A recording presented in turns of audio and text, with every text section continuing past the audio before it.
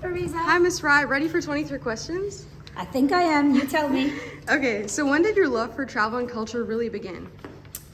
When I started making money, because way before that I had no money to travel anywhere in the world, and I didn't grow up with a lot of money. So the day I started making money, I decided to explore the borders beyond Singapore. And what do you enjoy most about teaching travel and tourism and humanities?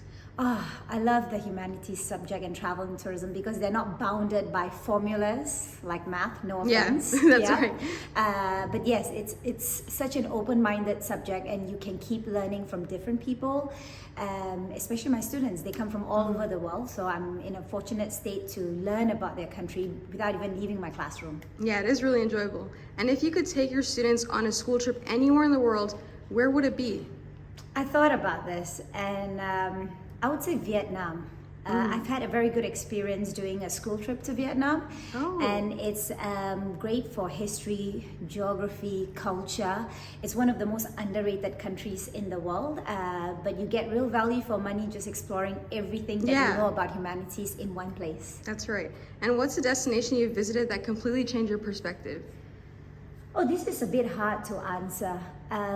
Definitely Europe. It's very hard to say a country per se because, you know, I grew up thinking the West was beautiful. You know, there's a lot of things out there that we might not have in Asia or in Singapore particularly. But it changed my perspective because then I realized I actually live in a wonderful country, and that what's painted on the media may not exactly be what is perceived by the outside That's world. right. Yeah. And what's your go-to lesson or activity when you really want to engage your class? I love a good team or group work. That's I fine. love it when kids are working together, and I love putting people who are often not friends together because, you know, you don't know what the end product would be. So it's my go-to group work. Yeah, I like that. And what's some of your students do that always makes you smile? What do my students do that always makes me smile? I'm a simple person. The fact that my kids are talking to each other, when I say my kids, my students, and they're laughing and they're having a good time, that makes me smile because we live in a digital world where everything is on screen. So when I actually see them having conversations with each other, that really makes me smile because I feel like they're in touch with their I love inner that. self. And what's a historical moment or cultural event you love teaching about? It's good that you asked me this at this time of the year because I just finished teaching atomic bomb to my year 9 students, and a few of them have an idea of what's going on, but most of them do not really understand the depth of it. And when we go through the topic together, you know, discovering both perspectives, you tend to see people having opinions in the beginning of the lesson and then shifting as we do a couple more lessons. And I like that shift because that shows that they are open-minded enough to know that there's not just one opinion that matters. So yeah, that's one of my favorite things to teach my students. And what's your favorite travel memory from your personal life? Travel memory. Let's think. I'm going to move around as we do this. You know what? I've been very fortunate to travel in a lot of parts of the world. For me, travel memory is about the journey itself. I like sitting on a train and just looking outside the windows and seeing what's there in nature. Right now, as I speak to you about it, I think about my trip to Georgia, to Batumi, and I'm on a 5-hour train, not really going anywhere, but just watching nature pass me by and having a moment to myself. I would say it's the experience of being in commute that really counts for me. Yeah, I love that you value simple experiences like that a lot. And how do you make sure your lessons feel real and relevant to students? You know, making lessons real and relevant, it's more about connecting with students and having their experiences being shared as well. I can tell them and teach them something from a book, but if they can connect it with something they know, then it makes it a little bit more memorable, a little bit more connected. And so, you know, I feel like it's very important to hear what students have to say. Yeah, that's right. And if you could have dinner with any historical or cultural figure, who would it be? Historical or cultural? I'm going to sound very Generation Z at this moment. I would like to have dinner with like a celebrity, just to know what life is as a celebrity. Thinking out aloud, which celebrity would I really want to? I don't know, Mary J. Blige, just to know the 40 years of music that she's created. Yeah, I love that, and what has inspired her. I would like to live a day, I'll have a dinner with somebody so famous and wonder what makes her so grounded. Yeah, I'd love to do that too as well. And what's your secret to helping students connect theory with real world experiences? Theory with real world experiences. Theory with real world experiences. I think the nature of my lessons are always planned in such a way that students have to think about home countries first, whether this actually occurs back at home. And if they Right. don't, are there other students who have things that are happening back at home? And then those experiences are then shared with the students in class. So for example, when I teach plate tectonics and earthquakes, not everyone has experienced earthquakes, right? But there will be someone in the class who has experienced it or who knows someone who has experienced it. And that makes it alive automatically because you know someone who has gone through that experience. Yeah, that's true. And if you had to plan a dream itinerary for a week-long student tour, where would it go? Oh gosh, in the UAE, we live in a very privileged bubble.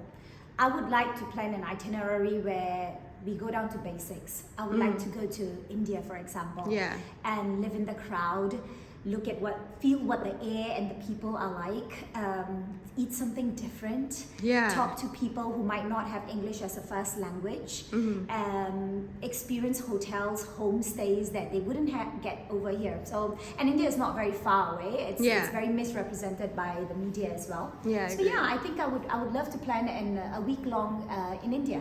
Yeah, it'd be such a authentic experience for the students as well. So what are your top 3 tips for students working on a coursework project? I thought about this.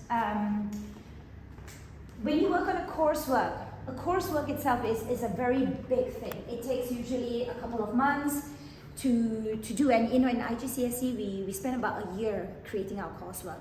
The most important thing is to create big pictures, all right? And big pictures can come in the simple form of creating a mind map. And because we are studying towards an exam board, it is very important to actually have key terminology that is fitted into these mind maps as well, so that you can work towards the exam goal, but also make sure that your idea is not missed as well.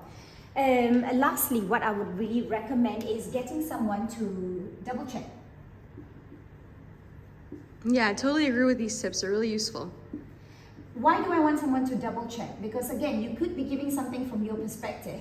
All right, but before you hand in anything, it's always good to have a second or third opinion to see whether what you want to deliver is being read the same way you want it to be delivered. And what's a humanities topic that always sparks amazing conversations in your class? I mentioned this earlier. It's also one of my favorite topics to teach. Atomic bomb. Teaching about the pros and cons of having launched the atomic bomb has always sparked a lot of discussion.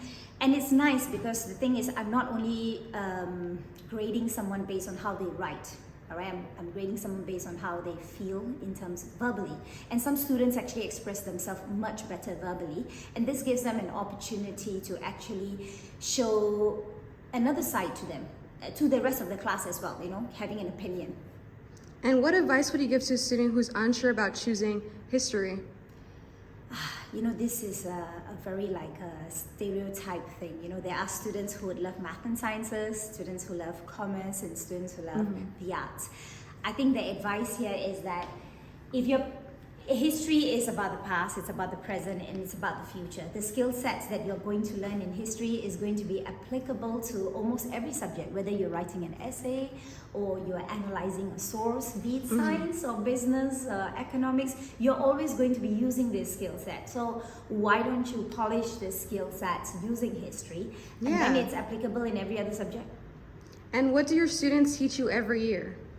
As a pastoral head, this is a very important question because we keep coming back to teach the same thing over and over again, but what changes are the students, and they teach me to be kinder every year because I think every student has a unique experience, unique background, and everything that they're going through is very unique to them.